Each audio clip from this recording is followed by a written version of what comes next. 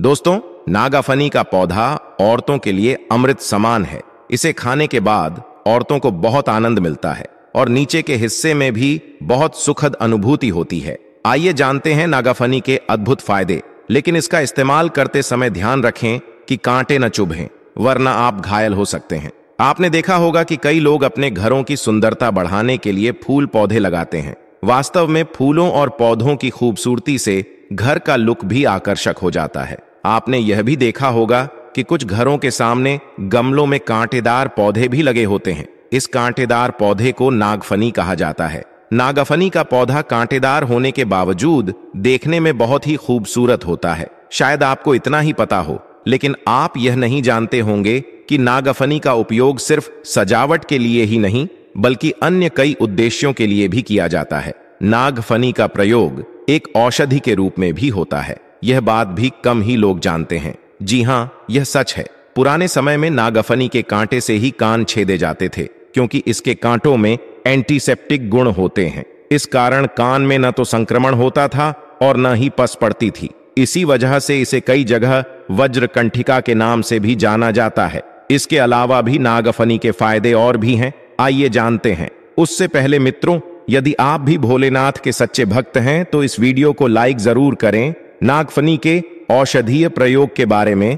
दोस्तों, आयुर्वेद को समझो। आयुर्वेद में जीवन छुपा है। दोस्तों, इस छोटे से समाज कल्याण हेतु चलाए जा रहे कार्यक्रम में हमारे चैनल को सब्सक्राइब कर आप भी अपना भागीदारी अवश्य दें। हमारे सपोर्ट करें ताकि भारत के हर कोने तक आयुर्वेद की जानकारी को हम सब मिलकर पुण्य पहुंचा सके। और हाँ, अगर आपके जीवन में कोई भी परेशानी है तो चैनल को सब्सक्राइब करके कमेंट में अपनी परेशानी बताएं। हम आपको उसका उपाय जरूर बताएंगे। आइए जानते हैं नागाफनी क्या है। नागाफनी एक कैक्टस है जो सूखे तथा बंजर स्थानों पर उगता है। इसका तना पत्ते के समान लेकिन गूदेदार होता है। इसकी पत्तियां कांटों के रूप में बदल जाती हैं। यह 2 से 4 मीटर तक ऊंचा, सीधा, अनेक शाखाओं वाला, कांटों से युक्त और कई वर्ष तक जीवित रहने वाला है। पानी की कमी वाले स्थानों में पैदा होने के कारण इसके पत्ते कांटों के आकार में होते हैं। नागफनी के पौधे को बहुत ही कम पानी की आवश्यकता होती है। इसके कांटे बहुत मजबूत होते हैं। नागफनी के फल गोलाकार अथवा नाशपाती के आकार के होते हैं। यह आधे पके होने की अवस्था में बहुधा मांसाल और पूरे पक्के होने पर गहरे लाल रंग के होते हैं। नागफनी के पौधे में फूल और फल अप्रैल सितंबर से नवंबर दिसंबर तक होता है। आइए जानते हैं। अनेक भाषाओं में नागाफनी को पहचाने जाने वाला नाम नागाफनी का वानस्पतिक ना है। ये का पौधा है। हिंदी में इसे लोग नागाफनी, नागफन कहते हैं। अंग्रेजी में इसे कैट्स कहते हैं। गुजराती में इसे चोर हटा लो कहते हैं और मैं इसे नागोफेनिया कहते। आइए जानते हैं नागफनी के औषधीय लाभ। नागफनी स्वाद में कड़ी, पचने पर मधुर और प्रकृति में बहुत गर्म होती है। नागफनी कफ को निकालती है, हृदय के लिए लाभकारी होती है, खून को साफ करती है, दर्द तथा जलन में आराम देती है और खून का बहना रोकती है। नागाफनी खांसी, पेट के रोगों और जोड़ों की सूजन तथा दर्द में लाभ पहुंचाती है। इसके फूल कसैले होते हैं। इसका तना तासीर में ठंडा और स्वाद में कसैला होता है। तनाह का विरेचन भूख बढ़ाने वाला और बुखार तथा विष को नष्ट करने वाला होता है। विभिन्न रोगों में इसके प्रयोग की विधि यहां दी जा रही है। आंखों के लिए लाभकारी है। नागफनी का प्रयोग। नागफनी के तने के गूदे को पीसकर आंखों के बाहर चारों तरफ लगाने से आंखों के अनेक रोग ठीक होते हैं। आंखों में लाली की समस्या हो तो नागफनी के तने से कांटे साफ कर दें और फिर बीच में से फाड़ लें। इसके गूदे वाले भाग को कपड़े में लपेटकर आंखों पर रखने से लाभ होता है। नागफनी के सेवन से दमा, खांसी का इलाज। खांसी और दम फूलने यानी दमा जैसे रोगों में नागफनी का प्रयोग काफी लाभदायक है। 10 ml नागफनी के फल के रस में 2 गुना मधु तथा 300 मिलीग्राम टंकण मिलाकर सेवन करें। इससे खांसी और दम फूलने की परेशानी में लाभ होता है। नागफनी के फल की छाल के 1-2 ग्राम चूर्ण का सेवन करने से खांसी, दम फूलना और काली खांसी में लाभ होता है। नागाफनी में पेट को साफ करने का भी गुण होता है। 1-2 ग्राम नागाफनी के फल के चूर्ण का सेवन करने से कब्ज समाप्त होती है और मल खुलकर आता है। नागाफनी के फल की बजाय यदि 1-2 ग्राम फूलों के चूर्ण का सेवन किया जाए तो पेचिश की शिकायत में लाभ होता है। खून की कमी दूर करें। नागाफनी का सेवन। शरीर में खून की कमी होने से शरीर का रंग पीला दिखने लगता है और कमजोरी भी आती है। इसमें नागफनी का प्रयोग करें। नागफनी के पके हुए फलों का प्रयोग करने से खून की कमी से शरीर के पीला पड़ने की बीमारी में लाभ होता है। दोस्तों, आप लोगों से फिर से निवेदन करना चाहूंगा, वीडियो को आधे अधूरा छोड़कर मत जाना, क्योंकि ना जाने कब क्या ज्ञान काम आ जाए। ज्ञान हमेशा व्यक्ति को लाभ पहुंचता है। यह जानकारी अभी नहीं तो बाद में काम जरूर आएगा। आइए जानते हैं इसके और भी दुर्लभ प्रयोग को।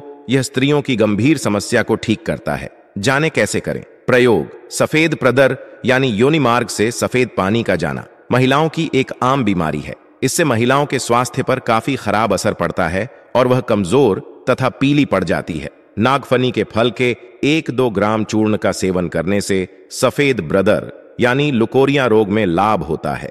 नागफनी के सेवन से पुरुषों में होने वाले सुजात यानी गोनोरिया रोग का भी नाश होता है। प्रोस्टेट की समस्या दूर करें। नागफनी का सेवन आयु बढ़ने से रोस्टेड ग्लैंड यानी पौरुष ग्रंथि का बढ़ना पुरुषों में होने वाली एक आम परेशानी है। पेशाब करने में समस्या ही प्रोस्टेट कैंसर के प्रमुख लक्षण है। प्रोस्टेट ग्रंथि बढ़ने के कारण पेशाब करने में परेशानी होती है। रात में बार बार पेशाब जाना, अचानक से पेशाब निकल आना, पेशाब रोकने में समस्या आदि लक्षण प्रोस्टेट कैंसर में दिखाई पड़ते हैं। नागफनी के फूलों के चूर्ण का सेवन करने से प्रोस्टेट ग्लैंड के बढ़ जाने की समस्या दूर होती है। जलन, सूजन व दर्द दूर करें। नागफनी का प्रयोग: नागफनी में एंटीसेप्टिक के साथ साथ एंटी इन्फ्लेमेटिक गुण भी होते हैं, इसलिए वे दर्द, सूजन और जलन आदि में काफी आराम पहुंचाते हैं। नागफनी के पत्तों को अच्छी तरह पीसकर जोड़ों पर लगाने से जोड़ों में हुई सूजन समाप्त होती है और उनमें होने वाली जलन और दर्द में भी आराम मिलता है। खून की गर्मी के कारण होने वाली जलन तथा दर्द में नागफनी के तने को पीसकर लगाने से आराम मिलता है। चर्म रोग तथा घाव ठीक करें। नागफनी का प्रयोग: नागफनी में एंटीसेप्टिक गुण होते हैं, इसलिए यह अनेक चर्म रोगों में काम आता है। नागफनी घावों को शीघ्र भर देता है, उनमें संक्रमण नहीं पनपने देता और की जोड़ों तथा पस यानी पीव को नष्ट करता है। पहला प्रयोग: नागफनी के तने के गूदे को पीसकर घाव पर लगाने से घाव शीघ्र भर जाता। दूसरा प्रयोग: नागफनी को पीसकर त्वचा पर लगाने से दाद, खुजली आदि चर्म रोगों और चोट के कारण हुई सूजन